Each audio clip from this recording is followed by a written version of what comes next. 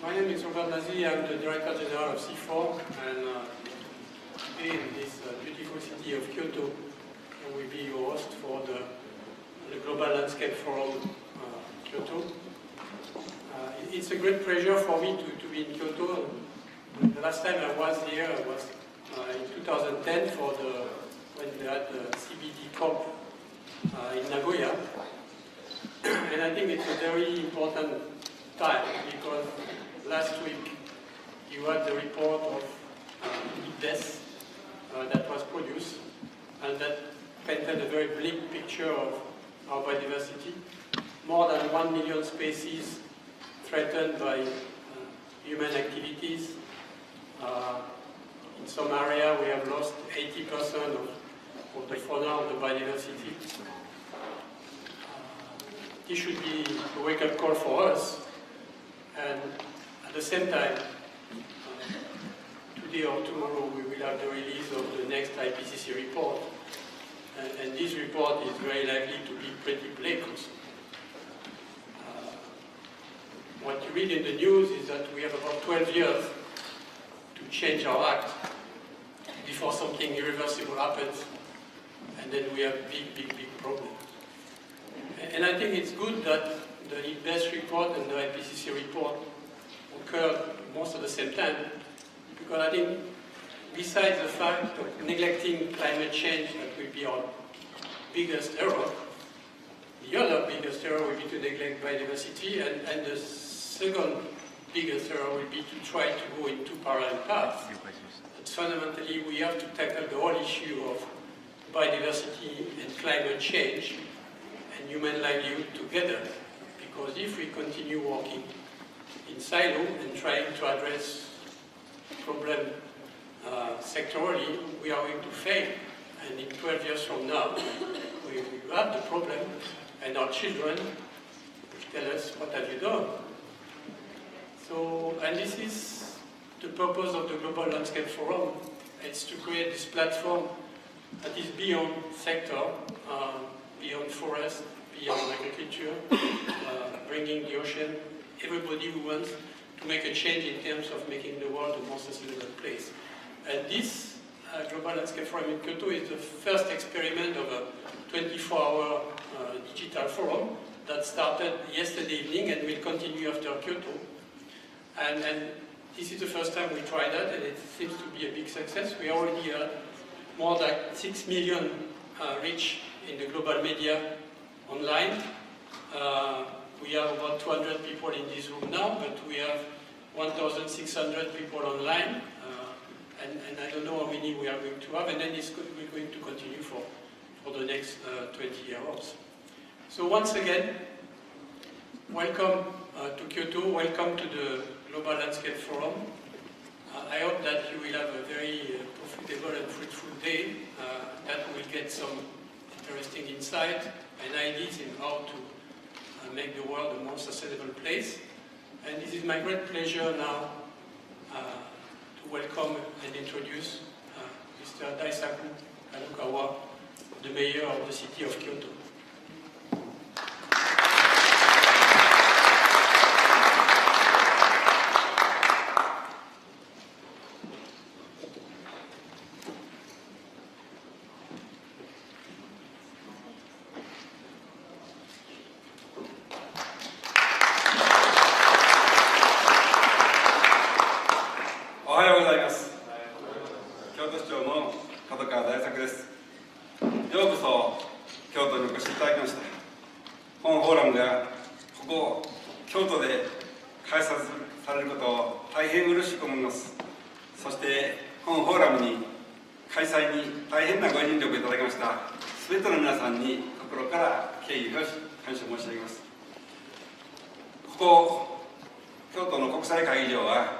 22年前に人類初の京都議定書が誕生した場所であります。そして昨日深夜までパリ協定実行のための ICPP の総会が開催され、そしてガイドラインが承認されました。パリ協定実行のための IPCC 京都ガイドラインと愛称で呼んでいきたい、このように思います。京都議定書から全人類が参加するパリ協定、さらにそのパリ協定を実行するための京都ガイドライン、さらに 1.5 度 C 特別報告、これを実行していく。京都市は環境省等とともにそのことを高らかに宣言いたしました。実行してまいりたい、このように思います。さて、京都は1000年を超える日本の都でございました。そして国際的な文化都市、観光都市、産業都市でもあります。しかし京都の地域の 75% は森であります。そして不思議なことに京都は港もありません。飛行場も今もありません。高速道路も縦貫しておりません。不思議な大都市であります。私は1000年を超えて森の時速で生きてきた町である。森の時速、地球の時速で生きてきた町である。地球の元本を食いつぶさない、そうした文化が続いている町である。森が豊かだから農業も盛んであり、こんな大都市でありながら、そしてお酒もおいしい、井戸水も豊かである。こういう町、こんな町で本フォーラムが開催されることを嬉しく、皆さんと連携して地球環境のために、持続可能な都市のために取り組んでまいりたい、このように思います。はい、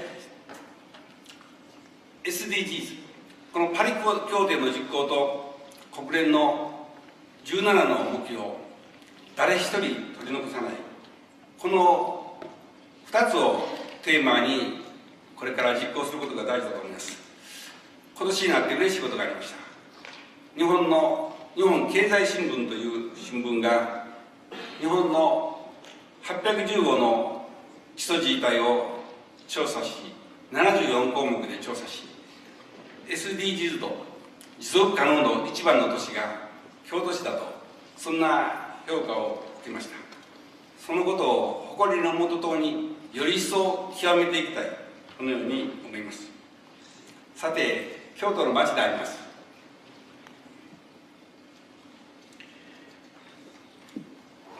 1220年前にこの京都の町はできまし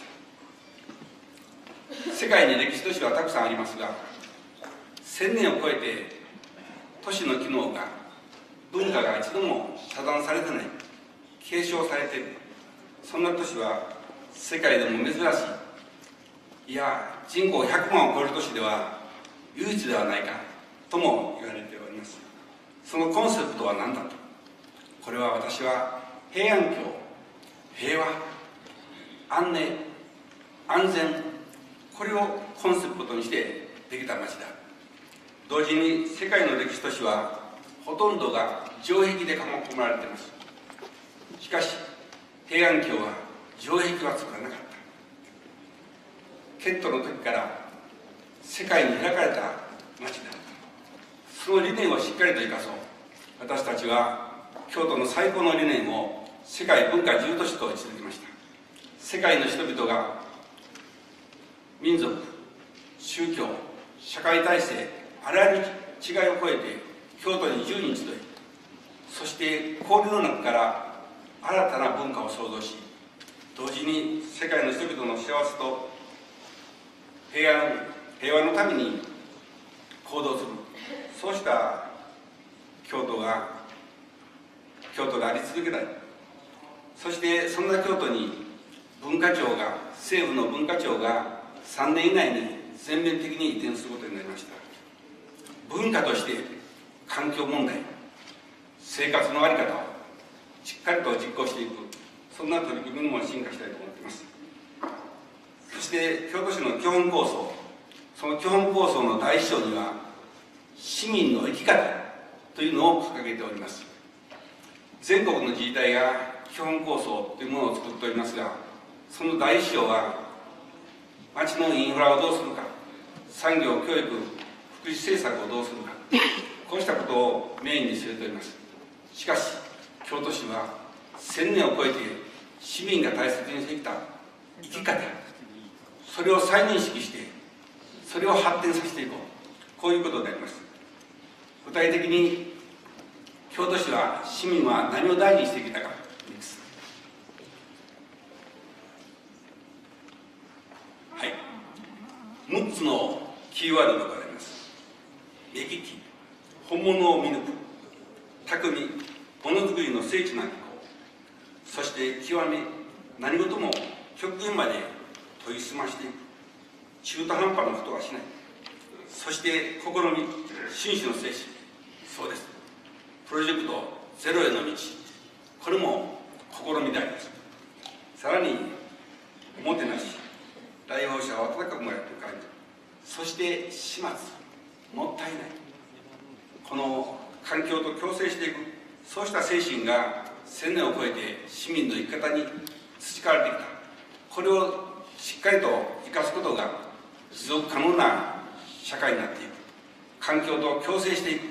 そしてレベルの高い都市経営、暮らしができる。こうしたことであります。それを具体的に実行していこう。次です。例えば、市民ぐるみでゴミを半減しようと取り組んでまいりました。82万トンのゴミが41万トンに現在減りました。さらにあと2年後39万トンにまで減らす。全国の大都市市民1人当たりのゴミの量は1日当たりのゴミの量は555グラム、それに対して京都市は399グラム、30% ゴミが少ないと、こういうとこまで発展してきました。これからなお頑張っていきたいと思っています。はい、次。エネルギーの消費量でございます。京都は人口は横ばいであります。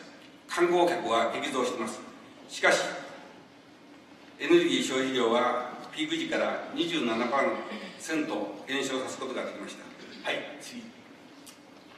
再生エネルギーの導入量、これは 4.3 倍になりました。しかし、この部分はさらに飛躍的に向上させなければならない。はい、そして人が動くときに何を使っているか、例えば京都に来られるお客さんであります。かつては 42% 近くがマイカーでありました。それが激減して 8.7%、8割減になりました。さらに人が動くときに何を使っているか、自動車の分担率が2割減りました。鉄道バスの分担率、利用率が3割向上しました。歩く街京都、公共交通優先の街、そのことが健康にもいい、環境にもいい、そうした融合した取り組みを進めております。はい、そしてあらゆる政策を融合していこう。98の具体的な取り組みを推進しております。ここには書かれておりませんが、生物多様性もその大きな要素でございます。産業界と大学と行政が知恵を結集してイノベーションを促進していく。シリコンカーバイド、画期的な半導体が京都で生まれております。あるいはセルロースナノファイバー、植物から出る素材であります。鉄よりも5倍硬い、鉄よりも重さは5分の1である。そうしたものが京都大学等の大学と京都市と研究機関が一丸となりまして、そして実用段階になってきました。はい、右ですけど、地域ぐるみでエコ学、地域が主体となった取り組みをしていく。さらに教育、環境教育のスタンダードを作る、あるいは子どもたちがエコチャレンジということで環境問題に真正面から取り組み、その子どもたちの取り組みが親の生活にも影響を与えていく。それがさらに例えばマレーシアのイスカンダル地域で400を超える学校で京都のカリキュラムを使っていただいている、そうした取り組みも発展しています。はい。そしてパートナーシップによる取り組みであります。環境認証制度が京都から始まり全国に展開される、あるいは電化製品の、エネルギー消費量を表示していく、そんな制度も京都から始まりました。はい。さて、京都議定書誕生からパリ協定、そしてさらにパリ協定の実行を促すための IPCC 京都ガイドライン、そうしたことを踏まえて京都は次ですけども 1.5 度 C を目指す京都アピール、2050年 CO2 排出実質ゼロへ向けて皆さんと一緒に行動していきたいと思っています。 SDGs とそして 1.5 度特別報告の実行 CO2 ゼロへ向けて皆さんのご指導ご支援を賜りながら京都が責任を果たしていきたいと思います。ありがとうございます。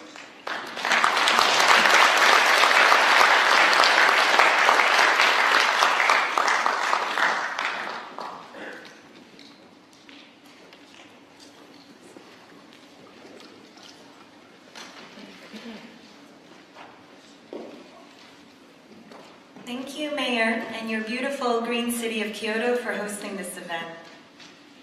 Ladies and gentlemen, distinguished guests, welcome, and thank you for joining us today at the Global Landscapes Forum here in Kyoto, Japan.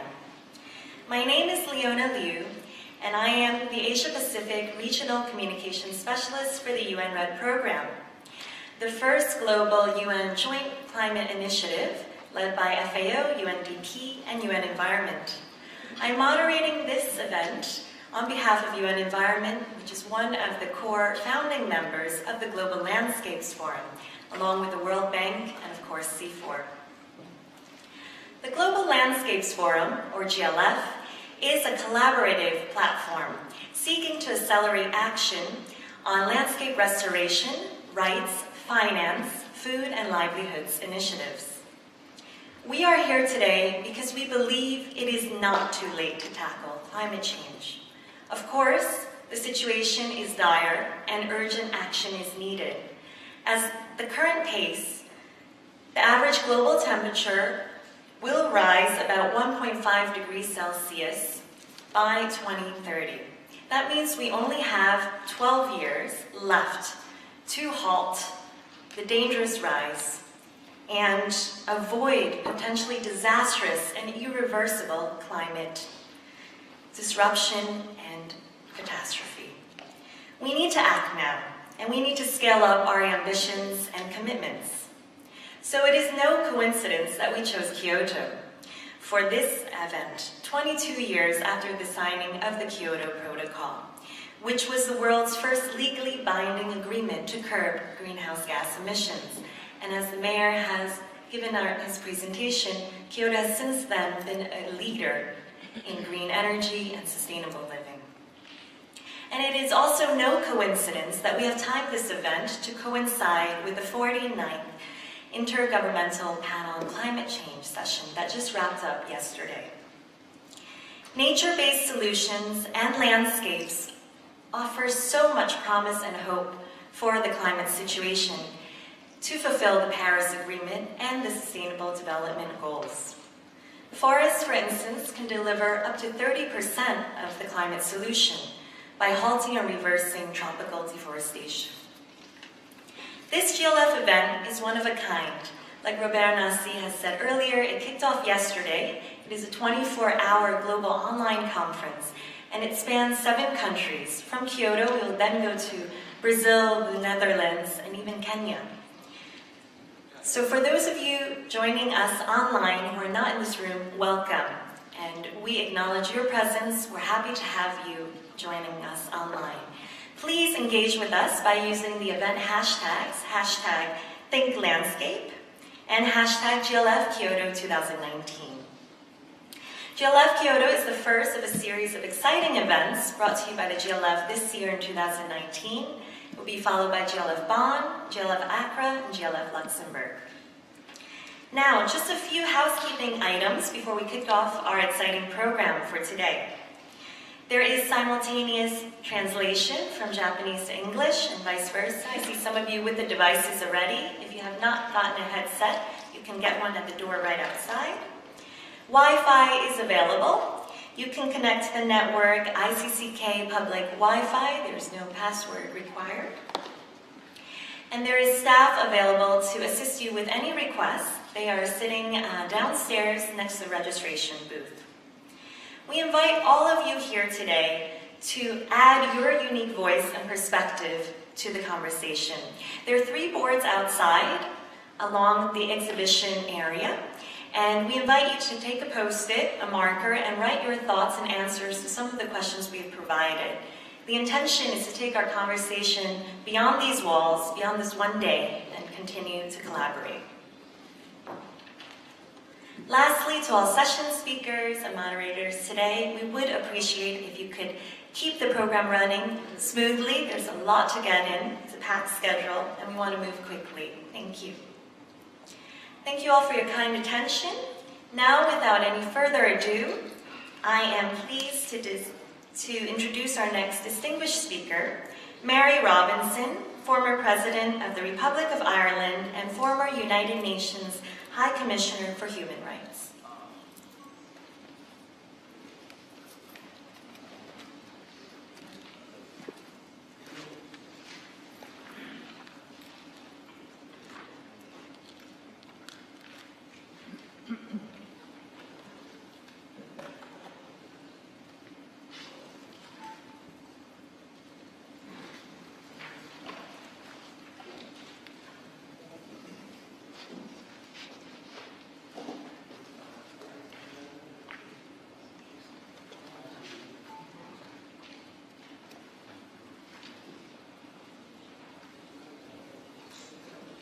Thanks for your patience. I think we're just trying to figure out the sound. Food and water and health and education and shelter, that I realized that people were saying things were so much.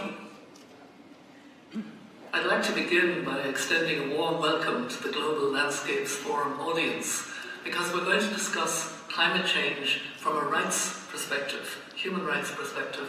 And that pleases me very much, because that was the perspective that I came to climate change. I'd be the first to admit I came quite late. I served for 5 years as UN High Commissioner for Human Rights from 1997 to 2002, and I never spoke about climate change because another part of the UN was dealing with it. It was when I was working in African countries on economic and social rights, the most important rights if you don't have them, rights to food and water and health and education and shelter, that I realized that people were saying things were so much worse when it came to food security, when it came to trying to have a livelihood, because of changes in the weather, changes in the climate, unpredictable changes. And they were very severe, long periods of drought, flash flooding, destroying the village. And I learned stories that I've written in my book on climate justice of building resilience in these difficult circumstances, because there is an injustice in climate change. It affects disproportionately the poorest countries, the poorest communities, indigenous peoples, old people, people with disability, young people, especially when there's either a sudden disaster, and that's happened, for example, at the moment in Mozambique, where there's terrible flooding, and also in Zimbabwe and Malawi, maybe more than 1,000 people killed. Very poor people, very vulnerable, and not responsible. And therefore, we have to have an approach to this issue, which is a moral and justice approach, as well as an economic approach in reducing emissions, etc. I was very supportive of school children getting engaged in this issue.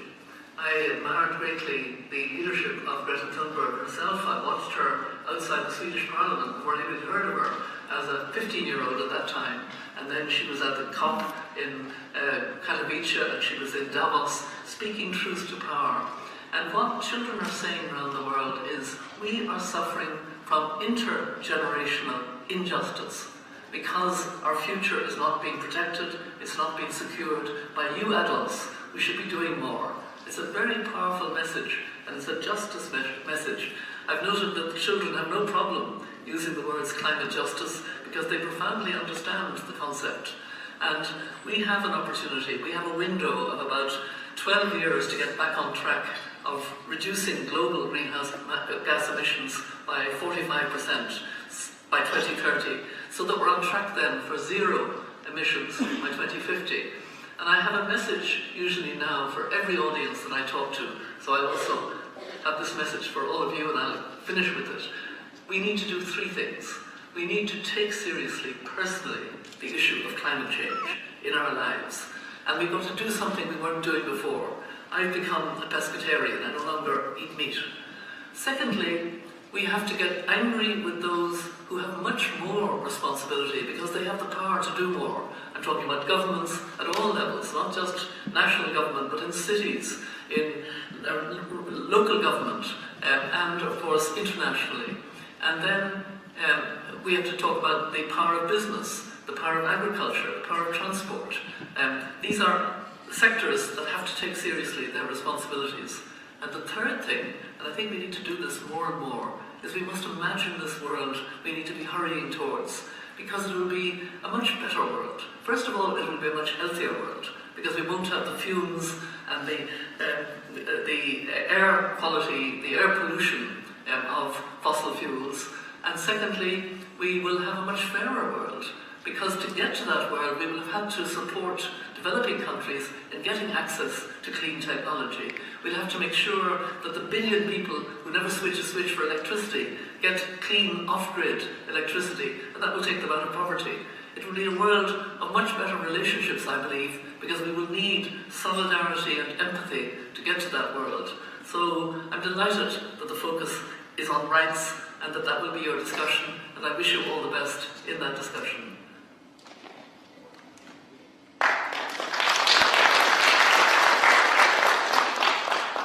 Great. Now let's hear from the inspiring thought leaders we have here in this room with us today.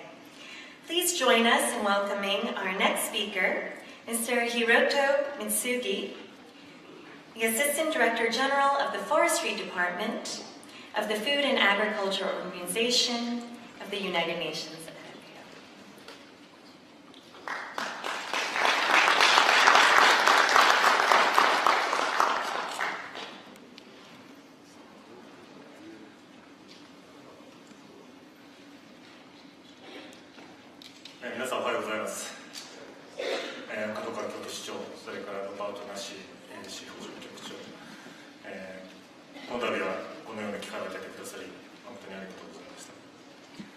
So good morning, distinguished guests and ladies and gentlemen.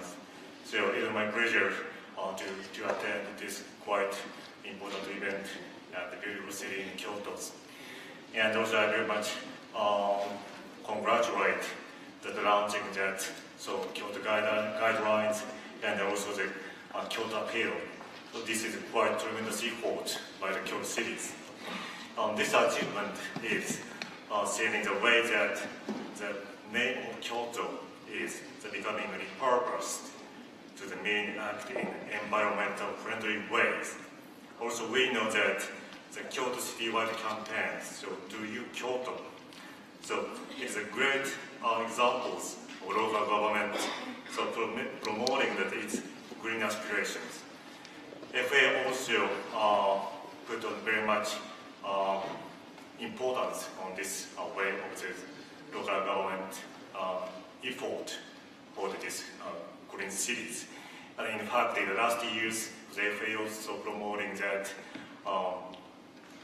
so this is the first World Conference for Urban City Forums. So we're just launching that the amount of challenges to promote urban forestries in the next decade. And in fact, this event is quite encourage each city government and also promoting the forestry to engage in that good environment in city conditions. Kyoto is indeed defeating the choice for this year's Global Landscape Forum's event. So the presence of GLF in Kyoto is aimed to ignite enthusiasm through and widening network for continued climate actions. The event offers to all of us the opportunities to re-emphasize the importance of the viewing development municipalities and to recognizing that sustainable landscape approach. Also, this is a key to reacting ecosystem restoration goals through the nature-based solutions. So, as we gather here today, and of course, we had the 49th session of IPCC panel on climate change. This is also taking place in Kyoto, in 22 years after the signing of the Kyoto Protocols. So this is the first legally binding treaties to curb the greenhouse gas. And so all of you know that, so in the IPCC special report on global warming, so is that global warming is likely to reach 1.5 Celsius degrees between 2030 and then 2052 at current rate. And clearly now, is climate change is already affecting that our ecosystem services, landscapes, agricultural productions, and food securities. Without urgent actions, the millions more people will suffer hungers and poverties in the year to come. To stand any chance of achieving zero hungers by 2030, this is one of the quite biggest target for this disease. We must accelerate and scale up the actions that mitigate the climate change and that strengthen the resilience and adaptive capacity of landscapes, food systems, livelihood, and also ecosystem restorations. At the recent United Nations General Assemblies, the resolution on the UN Decade on Ecosystem Restoration between the 2021 and the 2030s, it was adopted aiming to massively scale the restorations of the degraded and destroyed ecosystems. FAO and also United Nations Environment Programs, and also with other partners, is fully committed to support this quite important commitment. So while tropical deforestation and forest degradation account for 11% of the world's greenhouse gas emissions, efforts such as sustainable forest management and reducing deforestation, in the context of the broader landscapes, it makes forest one of the most cost-effective and immediate solutions to curb climate change. To help super actions, last year's FAO hosted Zero Deforestation Conference with 13 other international organizations and also 3 conventional secretariats. So that are members of our collaborative partnership on forest. Key message from that conference is, already we have some kind of knowledge and information tools to stop the global deforestation. What we need is ambitious and concerted action across all agricultural sectors and beyond, underpinned by political and societal will. Addressing these interlinkages requires innovations in institutions, governance, and policies.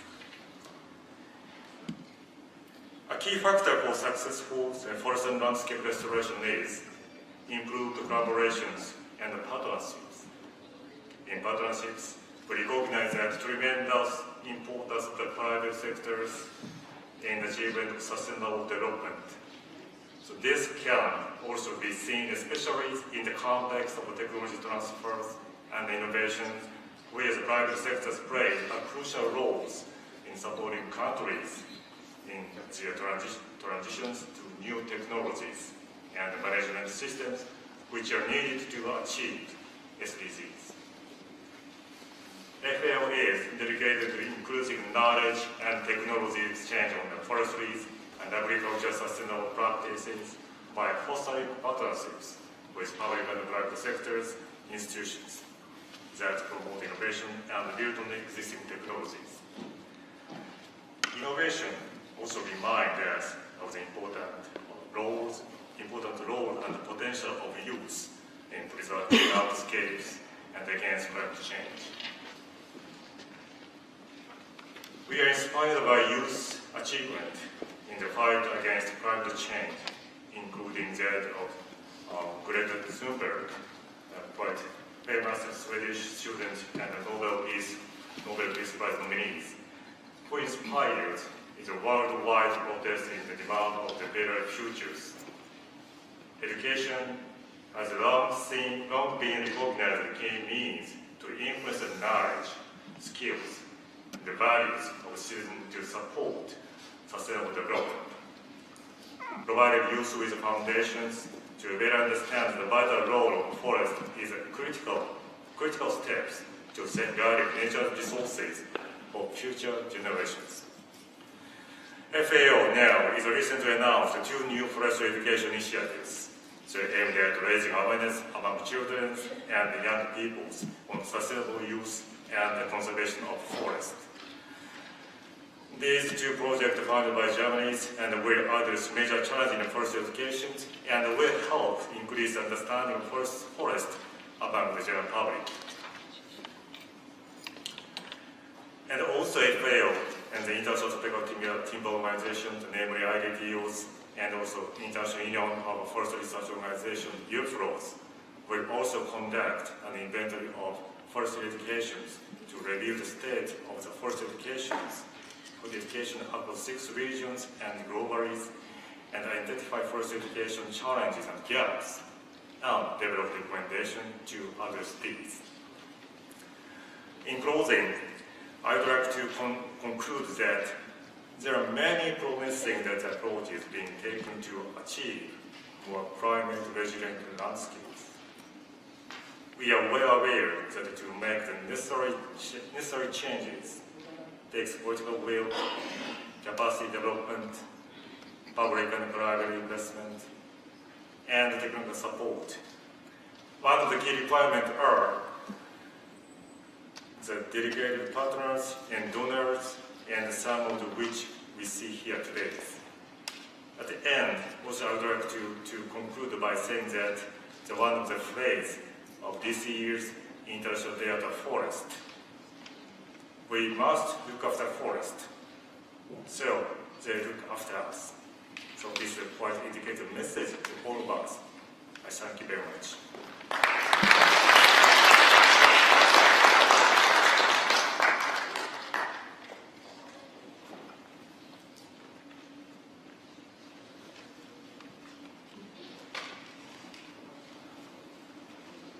Thank you very much for your remarks.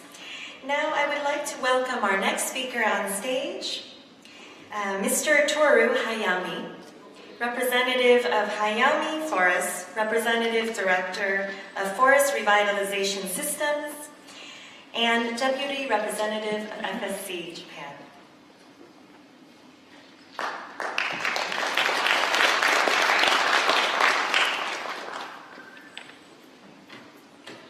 ただいまご紹介いただきました三重県で林業経営をやっておりまして FSC ジャパンの副代表をしております早見徹と申します。このような機会をいただきまして大変ありがとうございました。スライドを中心にお話をさせていただきます。それじゃあスライドをお願いいたします。スライドが出ない。じゃあ次行ってください。これでやるんですか。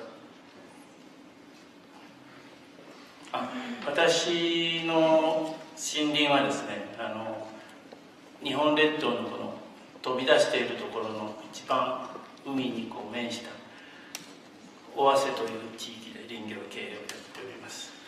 特にここの特徴は海から1700メーター、標高1700メーターまで17キロという非常に短い距離で到達してしまうという非常に急峻な地域でございます。次行ってください。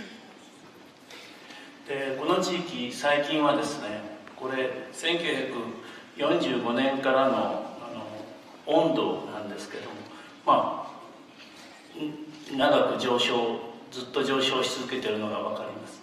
でこの地域は大変雨の多い地域で、これ年間の雨量なんですけど、6000ミリを降った、1年間に6000ミリ降ったようなところです。最近は4000ミリから3000ミリから4000ミリぐらいなんですけど、で、次第に雨量が減少していっているのが分かります。で特にヒノキを私育ててるんですけど、この地域は冬の間大変乾燥が激しくて、夏の雨で木を育てているという状況なんですけど、実はその夏もですね、次第に雨が減ってきまして、100年を超えるヒノキの林が枯れるということも起きるという、それがですね、その年の特異的なことであればいいんですけど、やはり全体的にはこういう問題から発生している、気候変動から発生しているのではないかと日々心配をしています。次行ってください。次行ってください。で少し日本の林業の話を簡単に申し上げますと、日本の森林というのは京都の周辺も含めて緑に覆われておりますが、実は1980年から我々流木価格、立ち木価格ですね、山での木の値段っていうのが下がり続けておりまして、1980年に比べると約8分の1ぐらいになってしまったのかな。で私は主要な資源の中でこれだけ長い間価格が下がり続けているのは知りません、他に。で多分世界の木材価格というのはゆっくり上昇しておりますので、いかに日本が得意な状況かというのがよくわかります。でこれはやっぱり、政策の問題もあるし、研究者の多くがですね、そこをあまり追求をしていないという問題もあるのではないかと、そのように思っております。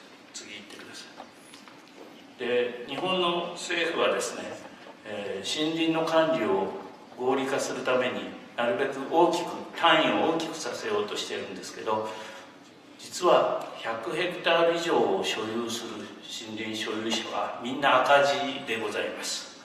だから今日本の森林所有者は古くからの所有者がみんな森林を手放すという、そういう時期に至っておりまして、ある意味大混乱の日本の森林所有ということを言って間違いないと思います。次行ってください。これ私の森林経営の、基本的な数字なんですけど、日本の林業っていうのはかなり人工林林業が古い林業でして、約400年の日本の人工林林業って歴史を持るんですけど、私のところは約230年ぐらい林業をやっております。で1070ヘクタールを所有しておりまして、ほとんどがヒノキで813ヘクタールで、民間なんですけど、生態保護区を持っているということです。次に行ってください。で、この青いグラフが日本の国の樹齢に応じた面積の比率なんです。で緑が私の樹齢に応じた面積の比率なんですけど、違いはですね、日本の国は50年ぐらいの森林が多いんですけど、私のところは高樹齢も若い林もそれなりに持っているということで、この高樹齢の山を切りながら木を植えていくという、持続性の基本を維持しております。次行ってください。で2000年に私日本の世界の森林環境認証であります FSC を日本で最初に取得をいたしました。これがラベリングです。今日本で約41万ヘクタールぐらいの森林の認証が広がっております。なかなか今広がりが遅かったんですけど、最近になって少し、注目をまたされ始めていました。次、これが商品に対してラベリング、私の森林の丸太を買ってくださった製材工場が出荷するときに FSC のマークをつけて出荷している状況です。次行ってください。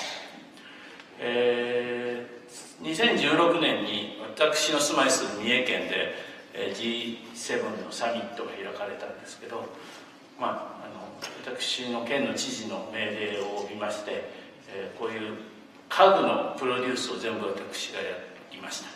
で、メインテーブルもそうですし、ご婦人方含めたこういうランチテーブル、そして、各首脳たちの部屋に置くオイルですね、ヒノキから抽出したオイル、そしてこういう花を生ける木まで全部 FSC の木で、大半私の木なんですけどプロデュースさせていただきました。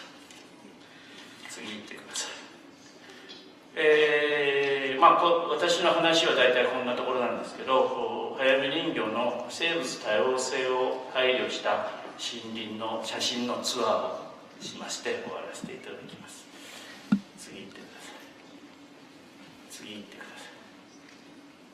こうやって、広葉樹とヒノキと下にシダですねが混在していまして、植物の種類が234種類ぐらい数えられます。次行ってください。次行ってください。次行ってください。これは下にヒノキを広葉樹を伐採してヒノキを昔植えたんですけど、その時ちょうど植えた2年目ぐらいに、桜だけ残して下にヒノキを植えて、これが2年目3年目です。次行ってください。これが15年目です。次行ってください。これがもうつい最近ですね。だいたい下の木が20年ぐらいになっております。次行ってください。で、こういう体系木を京都の、例えば神社だとかお寺を補修するときに必要となっています。日本はなかなかこの手の太い木がなくて、昔は台湾から太いヒノキを輸入してたんですけど、今どうにか国内で調達できないかっていう運動を私やっておりまして、その一例です。この木を切って次行ってください。でこれは厳島神社という、日本でも有名な海の中に立つ神社ですけど、こういうオレンジ色の塗料を塗ってしまうんですけど、ここは能舞台です。でこの能舞台だけは外にむき出しの木を使うので、ここだけ私のさっきの太い木を使って加工しております。次行ってください。で、400年生の木をどう育てるかということで次行ってください。こうやって一つの400年生の木を育てるプランっていうものを作ってまして、400年先の話ですからいったものが勝ちみたいなところがあるんですけど、それでも400年先を、これ今100年の木を400年にしようっていうんで300年の間のプランなんですけど、誰かが始めないと絶対にそこまで到達しないということで今、やっております。次行ってください。これ Google Earth で見た、こっちは普通に切っちゃうんですけど、ここは400年の木を育てようという形で切った時に木を残して切った後です。次行ってください。次行ってください。こんな状態で、木を残してどんどん太らせているという状態です。次行ってください。以上で終わります。どうもご清聴ありがとうございます。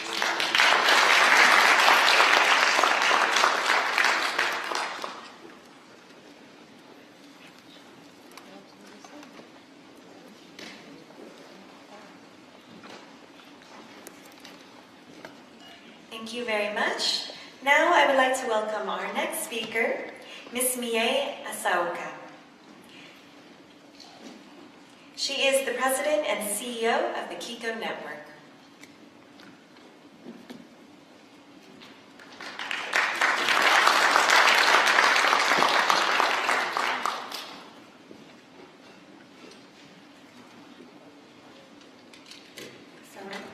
Thank you very much for inviting me. So I will introduce our NGO Kiko Network's activity and Japanese climate change policy.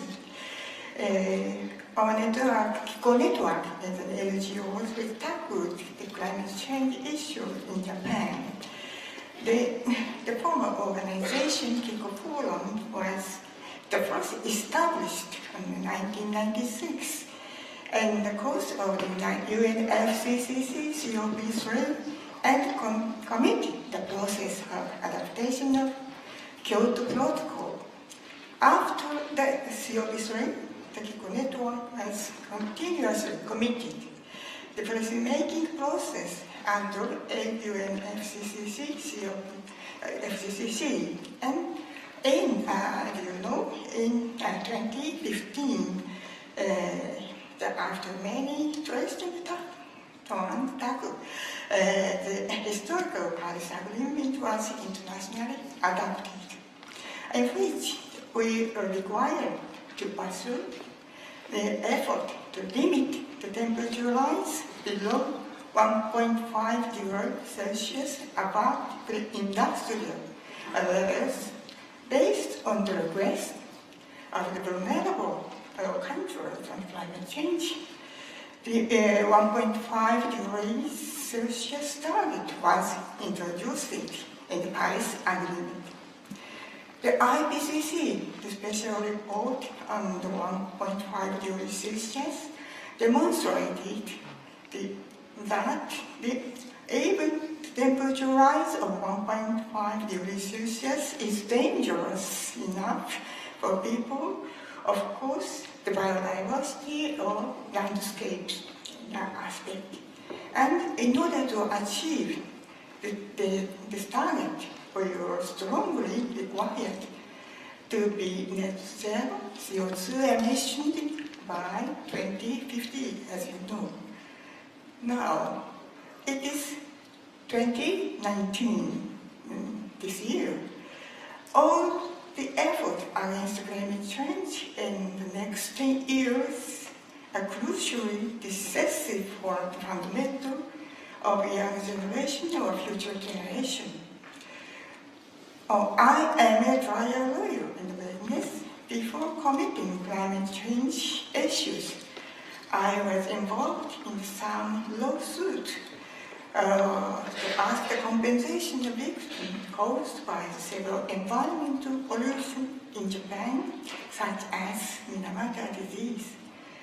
These cases are just violence against the human rights. From this point of view, the climate change also has already become a crucial issue on infringement of fundamental human rights. I think so. In Japan, we have experienced this extreme heavy rainfall and flood every year. Heat wave over 40 degrees Celsius has also become normal every summer. We Japanese people also experienced the Fukushima severe nuclear accident. The change of Japanese climate change policy is changing. This is the noble responsibility of our generation to ensure sustainability for the future generation. Unfortunately, the Japanese government still does not accept the urgency of CO2 emission reduction. So the Kiko Network is now endeavoring to shift the climate change policy, or the Japanese climate change policy, to be consistent with the Paris Agreement. So you may feel strange. The most important issue now in Japan will be that all the project of constructing new coal-fired power plants and export the same coal-fired power plant. So then we should be immediately abandoned. These projects should be immediately abandoned and totally change to renewable energy system in all, or as soon as possible, to be the sustainable economy and society. Thank you.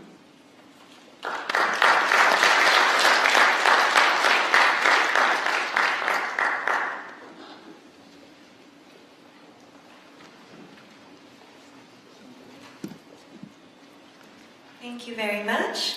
May I invite the next speaker to join us, Mr. Kosuke Mizono, Professor of Development Studies at Kyoto University, Research Institute for Humanity and Nature.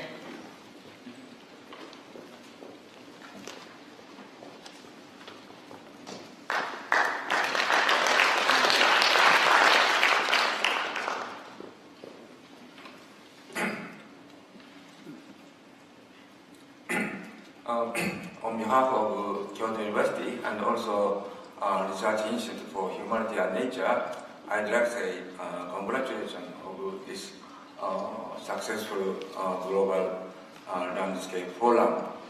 In this occasion, I would like to introduce our approach of commitment and entitlement for tackle the issue of global landscape and also global warming. Next.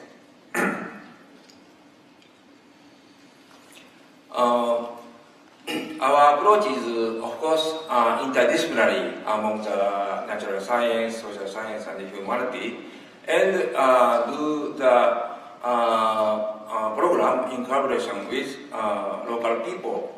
Through the commitment to the effort of local people to look for the solution, we explore the transformability of environmentally vulnerable society. We look for the ecological and technological suitable solution while we try to improve the livelihood of local people, of course. But oftenly we find that people face the more serious and fundamental problems such as land title or land conflict or payment in advance system and so on. Those issues can be called with the issue of entitlement, we think. Next. For the case of peatland legislation that we tackled in last decade, in collaboration with Indonesia government, peatland legislation agency, local university, NGO, and local people, and so on, we implement the program of 3R of peatland legislation, revetting, revegetation, revitalization, we implement. But we find that people face the serious issues such as land title and so on. So we add next to R, restoration of entitlement. So we say the approach 4R. By combining of tackle with the fundamental issue, we can promote that people will be more seriously involved in the program of restoration. Next. Next. So today I talk about the land title issue. In developing countries, forest tenure conditions tend to be uncontested, overlapping, and insecure. Lack of local control over forest use and management decision is a lasting legacy of state appropriation or state forest. State forests account for about a third of forest in Latin America, about two-thirds in Asia, and virtually the entire area in Africa.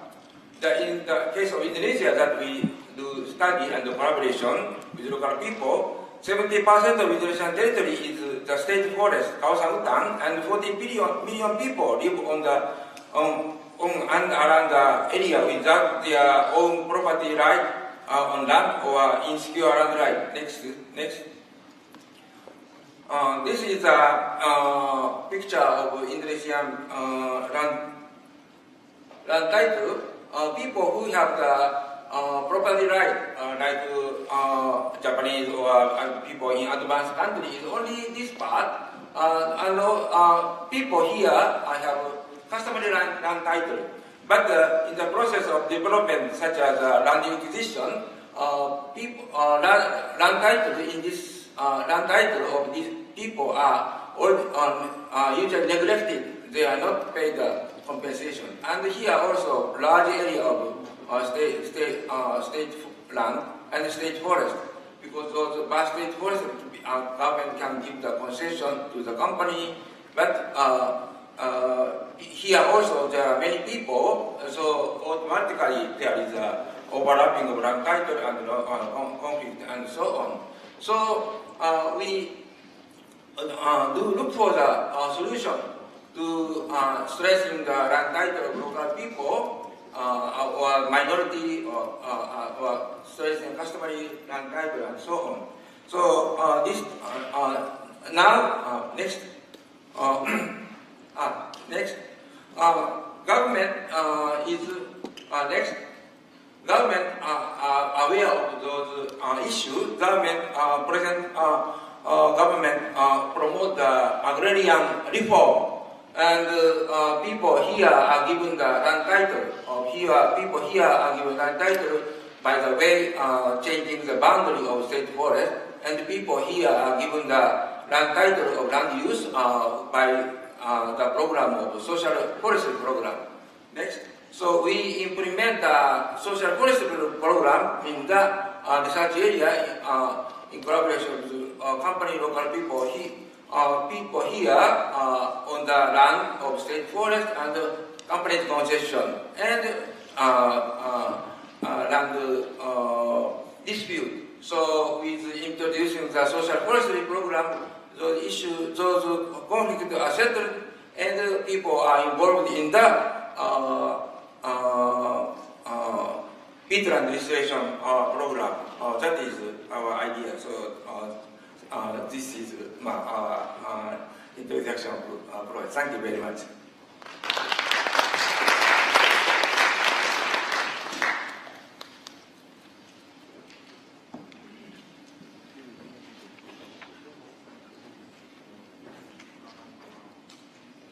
Thank you, Professor. So as we heard earlier from Mary Robinson, youth voices are critical to protecting our planet. These diverse viewpoints are not only fresh, but essential to allowing us to reach the solution for our climate change issues at the moment.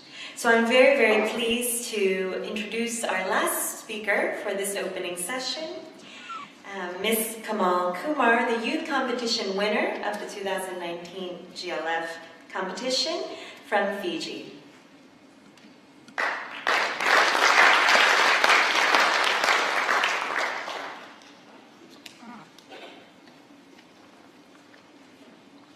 The ocean is their friend, their source of livelihood and food. But now, my people are building seawalls to stop their friend, the ocean, from destroying their homes. Bula, and good morning to you all. I speak to you today with heavy burden on my shoulders, the burden now borne by more than 1.1 billion youths from around the world, who are hopeful that there is still time to save our planet from the perils of climate change. I speak to you on behalf of youths in Africa, walking dry lands in hope of sustainable crop yields. I speak to you on behalf of youths in Central Asia, hoping that saltwater intrusion will not damage the fertility of their coastal lands. I speak to you on behalf of youths in South America, hoping that upstream industrialization will not pollute their rivers downstream. I speak to you on behalf of youths in the Pacific, hoping that mangrove ecosystems in their coastal communities will not be removed to make way for development. Hope, ladies and gentlemen, is a powerful motivator for youths and people in general, a motivator to rise up against the multiple growing threats of climate change and how it threatens to destroy all that we hold dear today, while turning what is scarcely remaining into sources of conflict tomorrow. Many of us here have been born in the 90s or early 2000s, when discussions around climate change and that of lowering carbon emissions were just emerging. It's 2019 now, and yet still, our governments and policymakers are telling us that they need more time to solve this crisis. Time, a luxurious commodity that we have close to run out of. But it is still not too late. As we meet on the 22nd anniversary of the Kyoto Protocol, we youths still have hope that countries will rally towards raising climate ambitions and ratify the Doha Amendment into effect. We still have hope that the recent adoption of the Paris Agreement will herald a paradigm shift towards climate-conscious and low-carbon development. We have hope that the countries will stay true to the 2030 SDGs and achieve its targets. We hope, ladies and gentlemen, to inherit and as true custodians, pass on a habitable planet to the future generations, a world that is rooted in the principles of sustainable and holistic development, completely cleansed of the vile destructions of human development that we see today. As a youth from a large ocean state and a population of less than 900,000 people, in the middle of the vast Pacific Ocean, I carry this message of hope to you. Despite the bleak and ominous findings of climate science, we youths are determined to shape a sustainable, inclusive, resilient, and low-carbon future. For, as the great Martin Luther King Jr. once said, we must accept finite disappointment, but never lose infinite hope. The Alliance for Future Generations Fiji, the youth-led network that I am a part of, is all about transformative horizontal and vertical integration to operationalize sustainable development. For example, we lead a community-wide program of mangrove planting in low-lying urban and coastal areas in Fiji, with over 20,000 seedlings planted to date.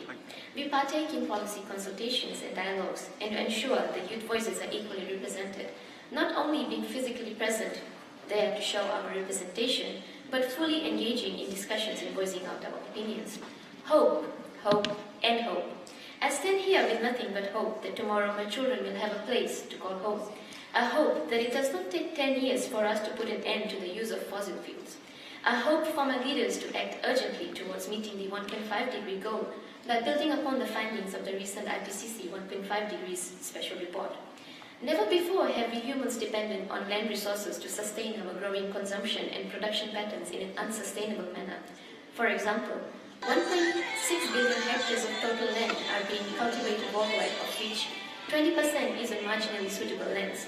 In several regions, soil quality constraints affect more than half of the cultivated land base, notably in sub-Saharan Africa, Southern America, Southeast Asia, and Northern Europe. In the Pacific, many of the low-lying coastal islands are on the brink of disappearing in the rising sea levels. Many of the coastal communities in my country are being relocated for these reasons. We have 3 villages that have been relocated so far, and another 43 that has been identified for relocation. We cannot catalyze transformational changes without employing a holistic approach to development. Predominantly, governments, particularly in developing countries, continue to adopt top-down approaches to development by parachuting policies and programs, expecting to make quick development gains. This no longer works in a global society that is fast becoming diverse and opinionated through knowledge. It is crucial that programs and strategies be designed through horizontal and vertical integration of ideas, innovation, collaboration with equal consideration of all segments of society. Youths must be a central part of this integrated approach, being given a seat at the decision-making table.